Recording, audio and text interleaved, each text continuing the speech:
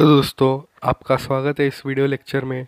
इस लेक्चर में हम फ्री फॉल पढ़ेंगे और इस लेक्चर में ना ही हम सिर्फ थियोरी पढ़ेंगे, पर इसके साथ साथ हम टेक्स्ट बुक के सॉल्व्ड एग्जांपल्स भी सॉल्व करेंगे।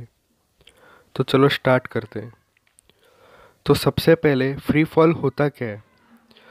तो whenever an object moves under the influence of force of gravity alone, it is said to be falling freely.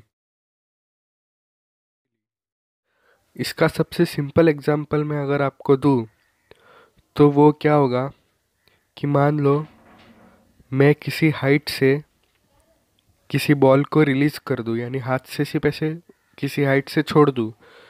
तो अब इसके ऊपर कौन कौन से फोर्सेस एक्ट करेंगे इस बॉल पे? देखो, मान लो इस बॉल का मास m है, ठीक है। तो इसके ऊपर ग्रेविटेशन फोर्स लगेगा जिसका वैल्यू क्या होता है? mg बराबर। और क्या कोई और फोर्स इसके ऊपर एक्ट कर रहा है? और सबसे इम्पोर्टेंट बात, इसका इनिशियल वेलोसिटी जो है वो क्या है? ज़ीरो। क्योंकि फ्री फॉल करने के लिए इनिशियल वेलोसिटी क्या होनी चाहिए? ज़ीरो। इसलिए मैं कह रहा हूँ कि रिलीज़ कर रहा हूँ। रिलीज़ करना मतलब क्या? इनिशियल वेलोसिटी ज़ीरो, यानी मैं किसी वेलोसिटी के साथ नहीं फेंक रहा नीचे, मैं सिर्फ हाथ रिलीज़ कर रहा हूँ, ठीक है। तो इनिशियल वेलोसिटी कितना होना चाहिए? ज़ीरो बराबर। अब इस बॉल पे mg के अलावा कोई और फोर्स एक्ट नहीं कर रहा है, ठीक है। अब ये क्या है? mg एक फोर्स है, ठीक है। फोर्स का जनरल फॉर्मूला क्या होता है? Mass into acceleration. ये है मास, ये है एक्सेलरेशन। इसका मतलब इस बॉल पे एक्सेलरेशन कितना एक्ट कर रहा है? g बराबर। तो अगर कोई ऑब्जेक्ट पे सिर्फ ये g एक्सेलरेशन जो है वो एक्ट कर रहा है, इसका मतलब वो फ्री फॉल में है, ठीक है। अब next point, during free fall, the friction force due to air opposes the motion of the object, and a buoyant force also acts on the object. Thus, true free fall is only possible in vacuum. अब इसका मतलब ये है कि normal conditions में, जैसा कि मैंने यहाँ पे इस बॉल को फेंक दिया, तो यहाँ पे एयर मौजूद है ना, तो एयर क्या करेगा? इसे अपोज करेगा, एक फ्रिक्शन की तरह एक्ट करेगा ना। यानी इसके ऊपर यहाँ पे जो फोर्स mg लग रहा है, एयर एयर एयर का जो फोर्स होगा, अपोजिट फोर्स, वो कौन से डायरेक्शन में एक्ट करेगा? ऊपर की तरफ, ठीक है। तो इस केस में बॉल के ऊपर mg एक्ट नहीं कर रहा है, उसके साथ साथ ये फ्रिक्शन फोर्स भी एक्ट कर रहा है एयर का। तो ये फ्री फॉल नहीं होगा। इसलिए true free fall is only possible in vacuum. Vacuum में एयर नाम का कोई चीज़ नहीं होता, कोई फ्रिक्शन नहीं होगा यहाँ पे। तो जिससे क्या होगा? वैक्यूम में सिर्फ mg ही एक्ट करेगा, ठीक है। तो वैक्यूम में ही ट्रू फ्री फॉल पॉसिबल है। अब एक और बात, अब ये जो एक्सेलरेशन है g, ये क्या ये इस ऑब्जेक्ट के मास पे डिपेंड कर रहा है? नहीं, क्योंकि g का फॉर्मूला क्या था? स्मॉल g का फॉर्मूला gm/r²। क्या इस फॉर्मूला में कहीं भी आपको स्मॉल m नज़र आ रहा है? नहीं। इसका मतलब कोई भी ऑब्जेक्ट हो, ठीक है, कितना भी मास हो, उस अगर वो फ्री फॉल कर रहा है तो उसके ऊपर ये सिर्फ g जो है, स्मॉल g एक्सेलरेशन एक्ट करेगा। इसका मतलब अगर मैं वैक्यूम में हूँ मान लो, और मैंने ये मान लो अपना ज़मीन है, और मैंने यहाँ पे, ठीक है, एक मेटल बॉल को रिलीज़ किया और उसके साइड बाय साइड एक फेदर को, ठीक है, एक फेदर को मैं रिलीज़ कर दिया।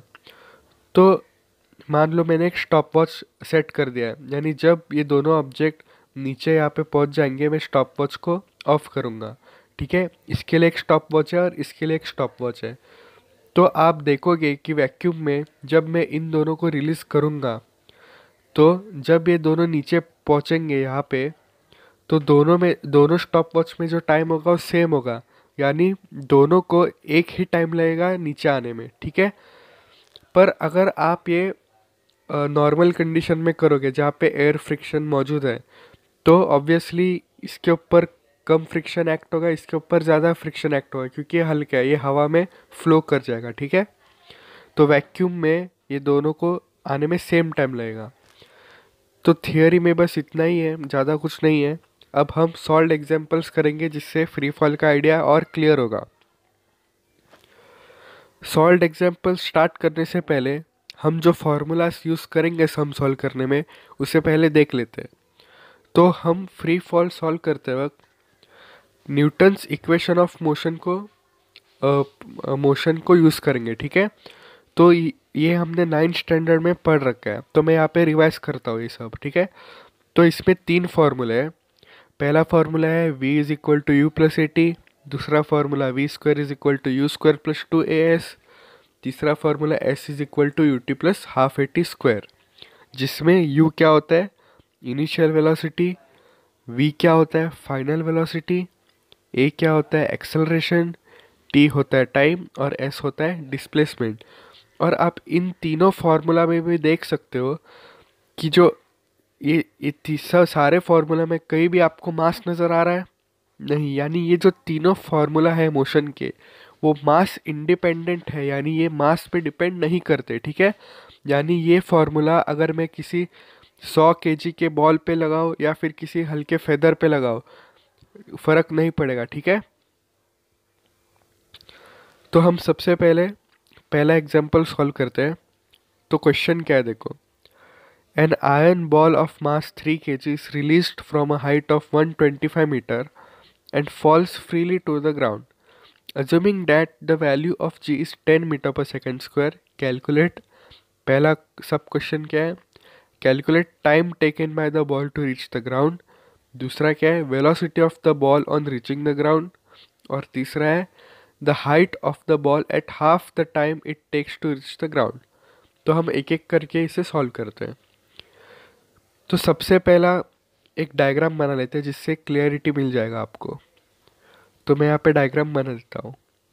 तो मान लो ये हमारा ज़मीन है और किसी हाइट से, हाइट कितना है 125 मीटर।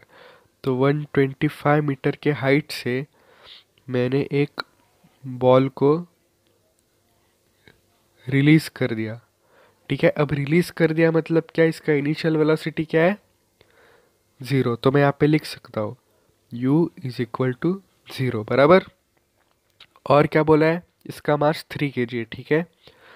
आज मास की ज़रूरत नहीं, मैंने आपको पहला भी बोला था। देखो यहाँ पे जो जो तीनों इक्वेशन है यहाँ पे कहीं भी मास नहीं है, ठीक है। तो ये मास जो है वो आपको कंफ्यूज करने के लिए दिया गया है, ठीक है। तो सबसे पहले देखते हैं कि इस पे एक्सेलरेशन क्या एक्ट कर रहा है। Acceleration of course g act करेगा क्योंकि ये फ्री फॉल कर रहा है, ठीक है। तो जी के अलावा और कोई एक्सेलरेशन नहीं एक्ट कर रहा है इस पे। तो मैं यहाँ पे लिख सकता हूँ कि इस पे जी एक्सेलरेशन एक्ट कर रहा है जिसका वैल्यू क्या है 10 मीटर पर सेकेंड स्क्वायर बराबर। अब सबसे पहले हमें क्या पूछा है, time taken by the ball to reach the ground, यानी जब मैंने इस बॉल को छोड़ दिया, ठीक है, रिलीज कर दिया, तो उसे यहाँ से यहाँ आने में कितना टाइम लगेगा उसे हमें कैलकुलेट करना है। तो ध्यान में देखो कि जब बॉल यहाँ से यहाँ आएगा तो वो डिस्प्लेसमेंट कितना करेगा 125 मीटर का, ठीक है। ये डिस्प्लेसमेंट कितना 125। तो हमारे पास क्या क्या है देखो, हमारे पास इनिशियल वेलोसिटी है, हमारे पास एक्सेलरेशन है, हमारे पास डिस्प्लेसमेंट है, ठीक है। तो हम टाइम निकालने के लिए कौन सा फॉर्मूला यूज़ कर सकते देखो, आप अगर देखो ये वाला फॉर्मूला देखो, इसमें देखो हमारे पास s है, हमारे पास u है इनिशियल वेलोसिटी, हमारे पास a है और हमें t निकालना है। तो हम ये वाला फार्मूला यूज़ कर सकते हैं। तो मैं यहाँ पे फार्मूला लिख लेता हूँ। तो हम कौन सा फार्मूला यूज़ करेंगे, s is equal to u t plus half a t square बराबर। अब ऐसे ये जो मोशन के जो सम्स होते हैं उसे सॉल्व करने के लिए सबसे बेस्ट तरीका ये है कि आप डायरेक्शन फिक्स करो, ठीक है। जैसे कि मैं मानता हूँ कि मान लो ये डायरेक्शन पॉजिटिव मानता हूँ मैं और ये डायरेक्शन में नेगेटिव मानता हूँ, ठीक है। आप ऊपर पॉजिटिव नीचे नेगेटिव मान सकते हो, ये आपके ऊपर है, ठीक है। मैंने ऐसे माना है। तो अब यहाँ पे डिस्प्लेसमेंट कितना है 125 और ये प्लस 125 क्योंकि डिस्प्लेसमेंट यहाँ पे हो रहा है और ये डायरेक्शन मैंने पॉजिटिव अज्यूम किया, तो ये प्लस 125 होगा, ठीक है। Is equal to u, u क्या है अपना 0, तो ये पूरा क्वांटिटी क्या हुआ 0 प्लस हाफ, ए क्या है अपना एक्सेलरेशन क्या है अपना जी, जो कितना है 10 मीटर पर सेकेंड स्क्वायर, और इसका डायरेक्शन कहाँ पे है नीचे, और नीचे वाला डायरेक्शन क्या है पॉजिटिव। तो मैं लिखूंगा 10 × t², टी हमें निकालना है, ठीक है। तो अब देखो, मैं t² को एक जगह रखता हूँ और बाकी सबको दूसरे साइड बेच देता हूँ, तो ये हो जाएगा 125 × 2/10 बराबर। तो ये क्या हो गया, 125 × 2 कितना होता है 250, 250/10, ये 10 और ये 0 कैंसिल हो गया, तो हमारे पास क्या बचा 25, यानी t² का वैल्यू कितना आया 25, पर हमें क्या निकालना है t का वैल्यू, तो दोनों साइड स्क्वायर रूट ले लो, तो t क्या होगा 5, क्योंकि 5 का स्क्वायर होता है 25, तो हमें t का वैल्यू आया 5 सेकेंड्स। तो हमने यहाँ पे पहला क्वेश्चन सॉल्व कर दिया है।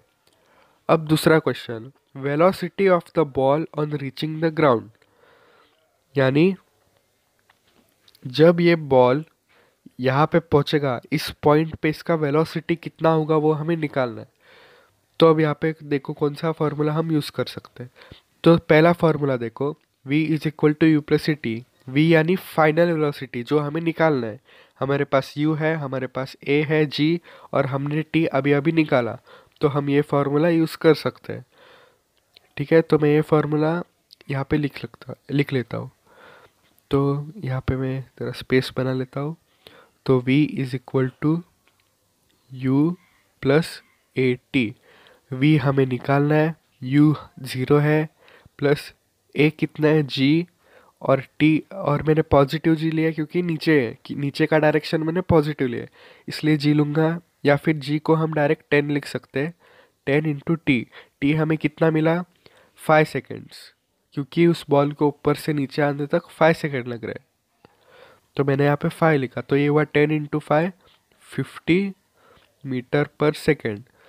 तो ये हमने सेकंड क्वेश्चन भी सॉल्व कर लिया, यानी जब बॉल यहाँ से यहाँ पे आएगा, इसके ऊपर एक्सेलरेशन लग रहा है बराबर 10 का, यानी 1 सेकंड बाद कितना होगा इसका वेलोसिटी 10, 2 सेकंड बाद 20, 3 सेकंड बाद 30, क्योंकि एक्सेलरेशन कितने का है जी का।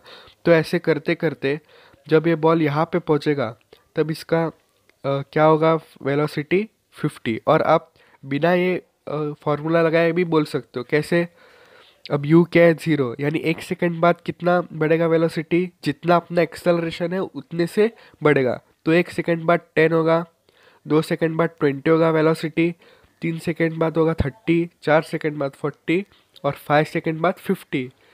तो हमारा हमको पता था कि टाइम कितना है 5, तो 5 सेकंड में उसे ज़मीन पे आने तक 50 मीटर पर सेकेंड वेलोसिटी होगा, ये हम ओरली भी बोल सकते हैं, ठीक है। तो ये हमने फार्मूला से भी निकाल लिया है, तो सेकंड क्वेश्चन भी सॉल्व कर दिया है। और तीसरा question, the height of the ball at half the time it takes to reach the ground, यानी हमें टाइम कितना आया था 5 सेकेंड, यानी इस बॉल को यहाँ पे आने तक 5 सेकेंड लगा। तो हमें क्वेश्चन में पूछा गया कि इस टाइम का आधा, यानी 5 का आधा कितना होता है 2.5, यानी 2.5 सेकेंड बाद इसका कितना डिस्प्लेसमेंट होगा, ठीक है। देखो, the height of the ball at half of the time it takes to reach the ground, यानी आप ऐसे समझ लो कि ये हाइट था 125, ये अपना बॉल था, यहाँ पे टाइम 0 था, ठीक है। तो मान लो 2.5 सेकेंड बाद बॉल यहाँ पे पहुँच गया, ठीक है। मैं यहाँ पे लिख सकता हूँ t is equal to 2.5 second, यानी 2.5 सेकेंड बाद बॉल यहाँ से यहाँ पे आया, तो हमें ये हाइट निकालना है, ठीक है। तो निकाल लेते हैं।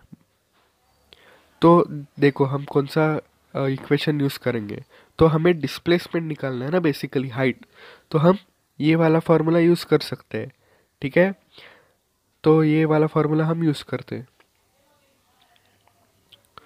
तो मैं सबसे पहले फार्मूला लिख लेता हूँ, एक सेकेंड,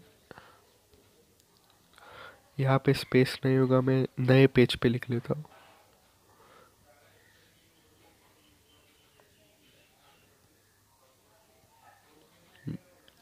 तो फॉर्मूला में लिख लेता हूँ, S is equal to u t plus half a t square. अब मैं यहाँ पे डायग्राम भी बना लेता हूँ। ये है 125 मीटर। ये बॉल को मैंने रिलीज कर दिया, इस पे जी एक्ट कर रहा है। और मान लो कि 2.5 सेकेंड में उसने इतना डिस्प्लेसमेंट ट्रैवल कर लिया, ठीक है, इतना। और डिस्प्लेसमेंट का डायरेक्शन कहाँ पे, यहाँ पे नीचे। और मैंने नीचे का डायरेक्शन पॉजिटिव अज्यूम किया, ऊपर का नेगेटिव, ठीक है। तो मेरा डिस्प्लेसमेंट जो है वो हमें निकालना है, ठीक है, ये एस। तो मान लो ये एस, ठीक है, ये जो डिस्टेंस है जिसने जितना उसने ट्रैवल किया 2.5 सेकेंड में, मान लो वो एस है, ठीक है। और एस हमें निकालना है। तो s is equal to u t. U तो जीरो है तो ये पूरा जीरो हो गया, प्लस हाफ जी कितना है 10, और नीचे के डायरेक्शन में तो positive 10 into t square. T क्या है अपना 2.5 और इसका स्क्वायर। तो एस मुझे कितना मिला, 2.5 का स्क्वायर कितना होता है 6.25, और ये यहाँ पे 10 पहले से है और ये डिवाइड बाय 2, ठीक है। तो ये हुआ 6.25 इंटू 10 कितना होता है 62.5 अपॉन 2, तो ये कितना होगा 31.25। तो हमें एस कितना मिला है 31.25 मीटर, बराबर। अब देखो, इस बॉल ने 2.5 सेकंड में इतना डिस्टेंस ट्रैवल कर लिया, और ये कितना है हमारे पास 31.25। अब ये देखो, ये सिंपल मैथमेटिक्स है। अभी हमें क्या निकालना है, हमें ये निकालना है, क्योंकि हमें ज़मीन से हाइट मेजर करना है ना। तो ये है 125, ये है 31.25, तो क्या हम ये हाइट निकाल सकते हैं? जी बिल्कुल हाँ। तो मान लो ये हाइट में, ये डिस्टेंस में h मानता हूँ, ठीक है। तो s plus h is equal to 125। ये आप लॉजिकली देख सकते हो, s प्लस एच ये टोटल कितना 125 के बराबर। और इसमें से हमें s मालूम है कितना है 31.25, h हमें निकालना है और यह है 125। तो h कितना हुआ 125 माइनस 31.25, तो ये कितना हुआ, ये होता है 93.75 मीटर, ठीक है। तो इसका ज़मीन से हाइट कितना होगा 2.5 सेकंड के बाद, ये हाइट कितना होगा 93.75। तो हमने तीनों क्वेश्चन सॉल्व कर लिए हैं। तो हम अब नेक्स्ट एग्जाम्पल की ओर बढ़ते हैं। अब सेकेंड एग्जाम्पल क्या है, a tennis ball is thrown up and reaches a height of 4.5 metre before coming down. What is the initial velocity, how much total time will it take to come down. तो अब हम सबसे पहले diagram बनाते हैं इसका।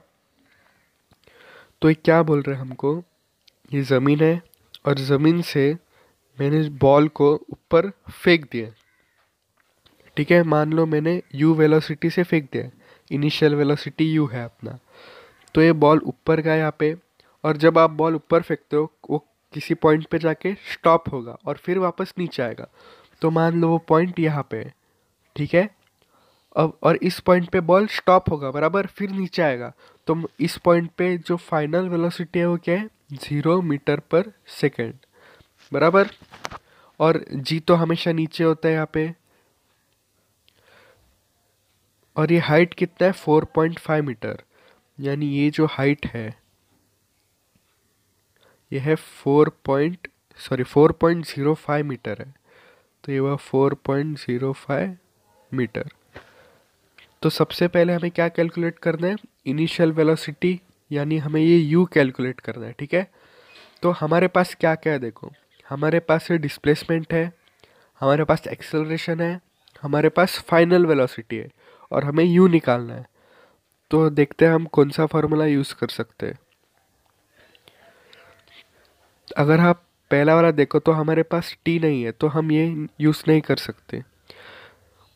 दूसरा equation देखो, हमारे पास v है, हमारे पास u है, और a और s सब है हमारे पास, तो हम सेकेंड वाला फॉर्मूला यूज़ कर सकते हैं, v square is equal to u square plus 2as। तो मैं यहाँ पे फॉर्मूला लिख देता हूँ। तो फॉर्मूला क्या था, v square is equal to u square plus 2as। और पहले की तरह ही मान लो मैं ऊपर वाला डायरेक्शन पॉजिटिव लेता हूँ, नीचे वाला डायरेक्शन नेगेटिव लेता हूँ, ठीक है।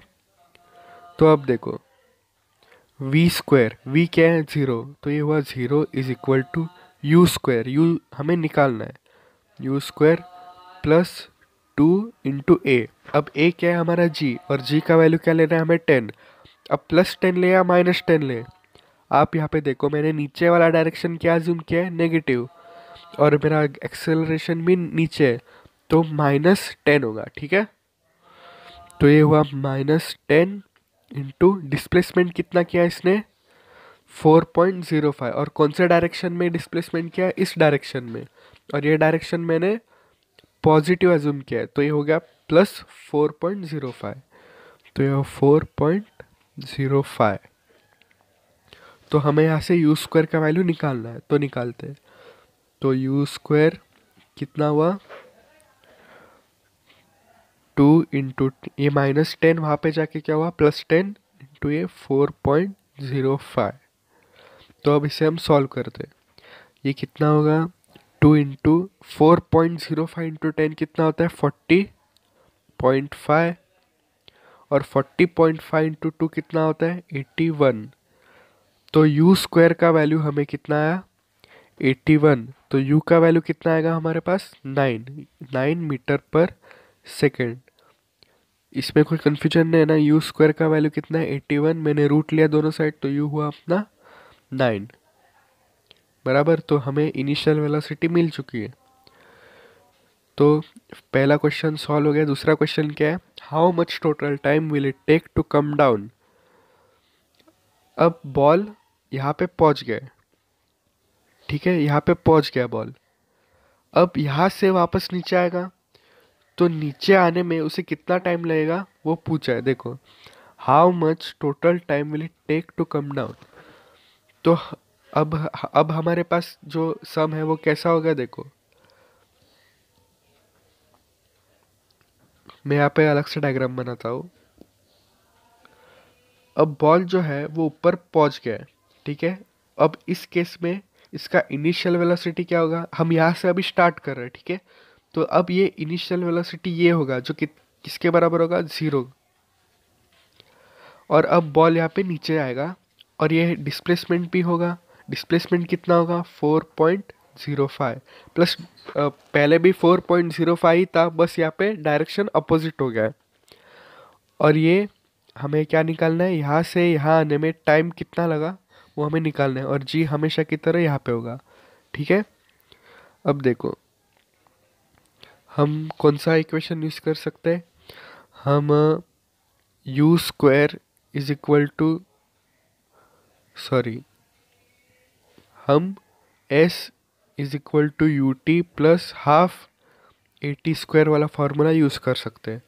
तो s कितना होगा, और ये डायरेक्शन क्या है, नेगेटिव, ये डायरेक्शन क्या लिया हमने, पॉजिटिव, ठीक है। तो s क्या होगा, 4.05, और ये नेगेटिव होगा, ठीक है। तो मैं यहाँ पे नेगेटिव लिख लेता हूँ, क्योंकि नीचे है ना डिस्प्लेसमेंट, और नीचे का डायरेक्शन हमने क्या लिया था, negative. Is equal to u क्या है, 0, तो ये पूरा 0 हो गया, प्लस हाफ ए कितना है, जी, और जी नीचे इसलिए मैं लूँगा -10 इंटू टी स्क्वायर। टी हमें निकालना है, तो ये हुआ टी स्क्वायर। तो हम इसे अच्छे से लिख लेते हैं, 4.05 is equal to -half into 10 into t square. ये माइनस और ये माइनस कैंसिल हो गया, तो टी स्क्वायर को मैं एक साइड लेके जाता हूँ, बाकी सबको दूसरे साइड बेच देता हूँ। तो ये हुआ 2 × 4.05 अपॉन 10, ठीक है। तो इसे हम कैलकुलेट करते हैं, तो ये हुआ, ये 2 और ये 5 कैंसिल हो गया, तो क्या आया, 4.05 अपॉन 5। तो ये क्या हुआ, इसे अगर हम कैलकुलेट करें तो ये आएगा 0.81, ठीक है। ये आया हमारे पास टी स्क्वायर का वैल्यू। यहाँ पे लिख लेता हूँ, टी स्क्वायर का वैल्यू कितना है 0.81। तो टी का वैल्यू क्या होगा, दोनों साइड स्क्वायर रूट लेंगे तो आएगा ये 0.9 सेकेंड्स। तो हमने टाइम निकाल लिया है, ठीक है। तो इसी के साथ हमने फ्री फॉल क्या होता है देखा, और हमने आपके टेक्स्ट बुक के दोनों सॉल्व्ड एग्जांपल्स को कैसे सॉल्व करते हैं वो देखा। तो आशा है कि इस वीडियो देखने के बाद आपको सब समझ आ गया होगा।